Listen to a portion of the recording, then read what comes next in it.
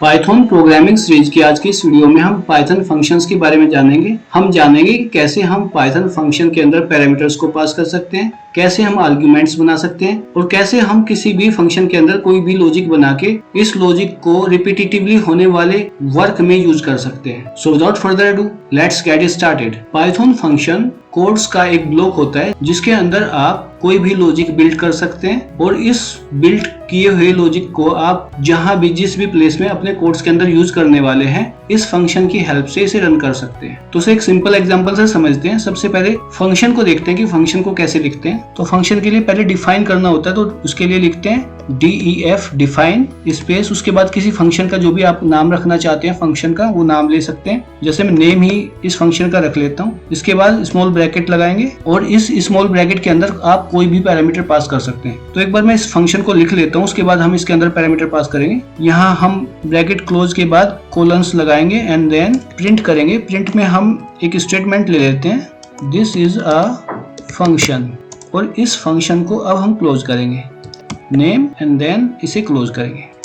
तो इस तरह से आप एक फंक्शन को लिख सकते हैं। डिफाइन लिखेंगे, फंक्शन का नाम लिखेंगे, उसके बाद स्मॉल ब्रैकेट्स बनाएंगे। स्मॉल ब्रैकेट के अंदर आप यहाँ कोई भी पैरामीटर्स दे सकते हैं, कोलन, एंड देन आप जो भी लॉजिक बनाना चाहिए या कुछ भी आप प्रिंट करना चाहिए वो आप यहाँ लिखेंगे और उसके बाद आप इस फंक्शन को क्लोज करेंगे। और क्लोजिंग ब्रैकेट्स जो आपके बने हुए हैं इसके अंदर आप कोई भी आर्ग्यूमेंट पास कर सकते हैं। जैसे नेम के अंदर अगर मैं कुछ पास करना चाहूँ तो यहाँ मैं कोई भी आर्ग्यूमेंट पास कर सकता हूँ, लेकिन सबसे पहले हम इसे प्रिंट करके देख लेते हैं। रन करेंगे तो आप देखेंगे कि ये फंक्शन हमारा रन हो गया है। यहाँ प्रिंट होके हमारे पास दिस इज अ फंक्शन, ये हमारे पास प्रिंट होके आ गया है। अब हम इसके अंदर कोई पैरामीटर बनाएंगे और उस पैरामीटर के अकॉर्डिंग हम यहाँ आर्ग्यूमेंट बनाएंगे या कोई वैल्यू हम यहाँ कैप्चर करेंगे और उसे प्रिंट करके देखेंगे। तो यहाँ मैं फर्स्ट नेम, और इस फर्स्ट नेम को हम यहाँ प्रिंट करेंगे, दिस इज फर्स्ट नेम। और इसके बाद हम जो भी पैरामीटर हमने यहाँ बनाया है इसे भी प्रिंट फंक्शन के अंदर लेंगे, प्लस लिखेंगे और यहाँ फर्स्ट नेम लिखेंगे। और जहाँ भी हमारा फंक्शन ये क्लोज होगा इसके अंदर हम वैल्यू देंगे, तो यहाँ हम वो नेम देंगे जिसे हम प्रिंट करवाने वाले हैं, चिराग, या आप कोई भी नाम ले सकते हैं। रन करेंगे तो आप देखेंगे दिस इज फर्स्ट नेम चिराग। तो यहाँ ये प्रिंट होके आ गया। मीन्स हमने जो पैरामीटर बनाया उसे हमने एग्जीक्यूट कराया है प्रिंट मेथड के अंदर और यहाँ हमने एक वैल्यू दी है। जो भी हम आर्ग्यूमेंट बनाएंगे उसे हम पैरामीटर के थ्रू पास कर सकते हैं फंक्शन के अंदर, और यहाँ आप जो भी नाम चेंज करेंगे मयूर, तो सेम आपकी वही वैल्यू प्रिंट होके आती जाएगी। इसके अलावा आप पैरामीटर को एक से ज्यादा भी रख सकते हैं। जितने भी आप पैरामीटर बनाएंगे उन्हें आप कोमे से सेग्रीगेट करके रखेंगे। मैं यहाँ एक कोमा लगाऊंगा और यहाँ एल नेम, लास्ट नेम, और यहाँ हम क्या करेंगे, प्रिंट हम फर्स्ट एंड लास्ट नेम करेंगे, प्लस, और फर्स्ट एंड लास्ट नेम के बीच में स्पेस रखेंगे तो हम एक इन्वर्टेड कोट्स यूज करेंगे, इसके बीच में स्पेस रखेंगे, देन प्लस, और इसके बाद लास्ट नेम।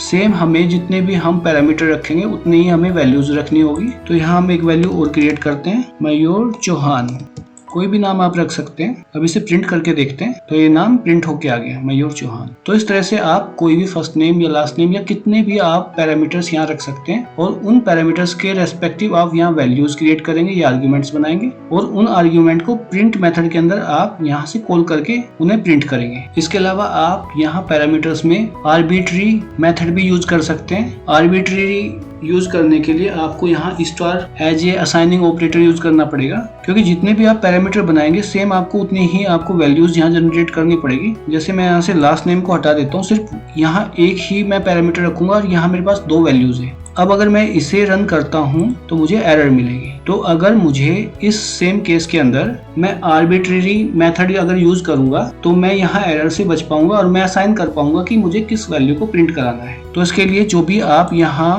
पैरामीटर बनाएंगे उसके जस्ट पहले आप एक स्टार लगाएंगे। Star means arbitrary operator. अब यहाँ जो भी आप प्रिंट करने वाले हैं इसे प्रिंट करने के लिए आप इंडेक्स मेथड यूज करेंगे और इंडेक्स मेथड में आप जो भी वैल्यू आपने नीचे दिया है फंक्शन के अंदर उसे 0 एंड 1 एंड इसके ऊपर भी अगर आप कोई वैल्यू रखते हैं तो वे भी आप वैल्यू रख सकते हैं। जैसे मैं इस नाम को चेंज कर देता हूँ, यहाँ मैं कोमल, और एक और नेम ले लेते हैं चिराग। अब मुझे यहाँ इंडेक्स देना होगा जिस भी नाम को मुझे प्रिंट कराना है। जैसे इंडेक्स मेथड को यूज करने के लिए हमेशा कैपिटल ब्रैकेट यूज करते हैं और इसमें हम इंडेक्स नंबर लिखेंगे। अगर मैं यहाँ 0 लिखूंगा तो यहाँ मयूर प्रिंट होके आएगा। रन तो मयूर प्रिंट हो गया। अगर मैं 1 करता हूँ तो यहाँ कोमल प्रिंट होके आएगा, और अगर 2 करता हूँ मीन्स इंडेक्स मेथड को हम यूज करेंगे एज ए 2, तो यहाँ चिराग प्रिंट होके आएगा। तो इस तरह से आप इंडेक्स मेथड को यूज कर सकते हैं, आर्बिट्रेरी ऑपरेटर यूज कर सकते हैं अगर आपने सिर्फ एक ही पैरामीटर बनाया और उस पैरामीटर के अंदर आप इंडेक्स मेथड को यूज करके किसी भी वैल्यू को प्रिंट कर सकते हैं। इसके अलावा आप किसी भी फंक्शन में कोई भी लॉजिक डेवलप कर सकते हैं। मैं यहाँ एक मैथमेटिकल लॉजिक भी डेवलप करता हूँ जिससे आप अच्छे से समझ पाए कि आप फंक्शंस को किस तरीके से यूज कर सकते हैं। तो यहाँ ऐड लिखता हूँ और ऐड के लिए वैल्यू 1 वैल्यू 2 दो पैरामीटर बनाता हूँ। उसके बाद रिटर्न करेंगे वैल्यू 1 एंड वैल्यू 2 का एडिशन, यानी वैल्यू 1 प्लस वैल्यू 2, और उसका एक रिजल्ट बनाएंगे। या कोई भी वेरिएबल आप ले सकते हैं जिसके अंदर ये रिटर्न के अंदर जो भी हमने लॉजिक बनाया है इसके रिजल्ट्स को हम उस पर्टिकुलर वेरिएबल के अंदर कैप्चर कर सके, स्टोर कर पाए। जैसे मैं यहाँ x इज इक्वल टू, और यहाँ मैं जो भी फंक्शन हमने बनाया है इसे फंक्शन को क्लोज करेंगे, तो यहाँ ऐड लिखेंगे और ब्रैकेट्स में वैल्यूज देंगे। सपोज मैं यहाँ 2 एंड 3 मैं 2 वैल्यू देता हूँ, तो मेरे फंक्शन में जो भी पैरामीटर मैंने बनाया parameter 1 and 2 value 1 and value 2, इसकी वैल्यूज यहाँ 2 एंड 3 है नीचे, जो कि फंक्शन के क्लोजिंग में मैंने ऐड कर दिया है। और इन पे मैंने जो लॉजिक बनाया है वो एडिशन का लॉजिक बनाया है जिसमें वैल्यू 1 वैल्यू 2 के साथ ऐड होगी। अब इस वेरिएबल को हम प्रिंट करेंगे, प्रिंट वेरिएबल x रन करेंगे तो आप देखेंगे यहाँ 5 आ गया। 2 + 3 = 5। आप यहाँ कोई भी वैल्यू चेंज कर सकते हैं। आप यहाँ 5 करेंगे, रन करेंगे तो यहाँ 8 आ गया। 5 + 3 = 8। और आप लॉजिक को किसी भी तरीके से डेवलप कर सकते हैं। सपोज मैं यहाँ मल्टीप्लिकेशन कर देता हूँ, उसके लिए स्टार यूज करेंगे और सेम वैल्यूज को मैं मल्टीप्लिकेशन की फॉर्म में रन करूंगा। रन करेंगे तो आप देखेंगे 5 × 3 = 15। तो इस तरह से आप कोई भी लॉजिक बना सकते हैं और उस लॉजिक को आप कोई भी वैल्यू, जो भी वैल्यू आप देंगे उसके बेसिस पे ही वो लॉजिक आपके फंक्शन के थ्रू रन होगा और आपको उसका रिजल्ट मिल पाएगा। और इस सेम लॉजिक को आप मल्टीपल प्लेसेस पर अगर यूज करने वाले हैं तो उसे एक बार आप इस लॉजिक को डेवलप करेंगे और इस फंक्शन को आप किसी भी प्लेस पे रन करेंगे तो आपको वे ही रिजल्ट मिलेंगे जो भी वैल्यू आप उस फंक्शन के अंदर रखेंगे और जो भी लॉजिक आपने बनाया हो, चाहे वो एडिशन हो, समेशन, मल्टीप्लिकेशन या डिवाइडेशन।